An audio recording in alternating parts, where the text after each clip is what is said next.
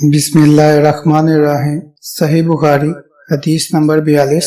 हज़रत अबू हुरैरा रज़ियल्लाहु अन्हु से नकल करते हैं कि रसूलुल्लाह सल्लल्लाहु अलैहि वसल्लम ने फरमाया कि तुम में से कोई शख्स जब इस्लाम को उम्दा बना ले यानी नफाक और रिया से पाक कर ले तो हर नेक काम जो वो करता है इसके इवज़ 10 से लेकर 700 गुना तक नेकियां लिखी जाती हैं और हर बुरा काम जो करता है तो वो इतना ही लिखा जाता है जितना कि इसने किया है।